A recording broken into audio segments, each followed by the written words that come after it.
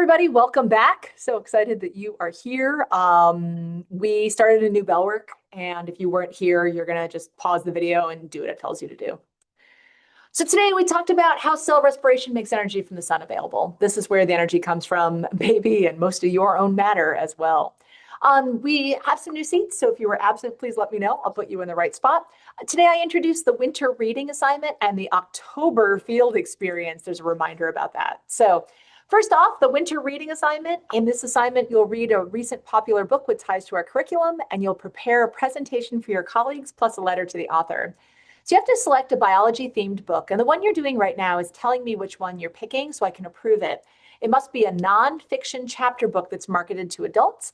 And we've got a lot of suggestions from the last couple of years. None of the things I'm suggesting are books that have come out in the last 24 months, because those are often more expensive and harder to get at the library. If you're interested in one of those books, cool. It's just the author has to still be living.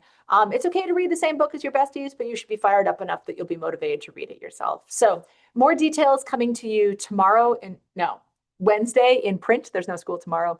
But the winter reading assignment there's a little part that's due before Thanksgiving, so we know what book you're picking. And then the big part is due in early January. So people love it. Today we're doing the big energetics diagram in the Unit 3 study folder. You are not going to have time to do the enzyme part today in class. Sorry about the confusion while I was gone. I had a great time at the conference. The October field experience is actually due in Try 2 Canvas on Thursday at 11:59 p.m. So there's a late penalty if it's not done.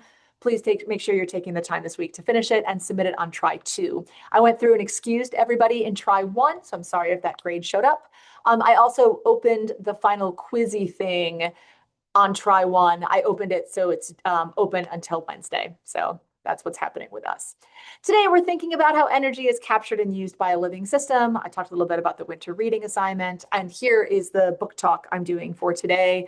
Are trees social beings? In The Hidden Life of Tree, forester and author Peter Wallenberg convincingly makes the case that yes, the forest is a social network. He draws on groundbreaking scientific discoveries to describe how trees are like human families, how tree parents live together with their children, communicate with them, support them as they grow, share nutrients with those who are sick and struggling, and even warn each other over incredible distances of impending problems. So a great book.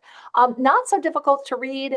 He's a forester, and so he works in a working forest that grows trees and then turns them into wood and paper and things. In German, from the translation, he sounds a little hippy-dippy. He is not. So a fun read, I think. We watched this music video. You don't have to, but it contains all the information you're ever going to need to know about cell respiration. So today we started the big energetics diagram. So we did the top part of it today. On Thursday, we're going to do the bottom part of it. And so we worked through on a whiteboard what's happening in each of these three processes. And because you're not with us, you don't need to do this. But glycolysis, link, and Krebs, we drew little pictures for each of those. We thought about where it's happening, where in the cell. We tracked the matter. We tracked the energy. And then on another whiteboard, we did oxidative phosphorylation. We tracked those same things. I really love this video, which is direct observation of the rotation of ATPase. So they glued an artificial stick down using molecular techniques and set this thing up so that you could actually see it spin. So this is ATP synthase spinning and making ATP in real time. I think that's so cool. We did not watch it again. This is really beautiful, and I strongly suggest you watch it. It's about the electron transport chain, and the people who made it are now living their best lives out in the world. At the end of it, it says, Sir Heisenberg bonded with Princess Oxygen at the bottom of Mount Free Energy to form water. But it's important that you know that this is where molecular oxygen comes into play. Only at the end of electron transport chain, once we have pumped all the protons, do we end up donating that electron to molecular oxygen and some hydrogens, and we form water. So that's why oxygen matters so much for living things. So the goal for today is to make the cell respiration part of your diagram, or at least be ready to do it and to work on it outside of class until it is complete. And then we skipped it in class, but if you weren't here, I'd love to know what's the thing you're looking forward to between now and New Year's. All right, that's it for me. I hope you're doing well out there. There we go. See you.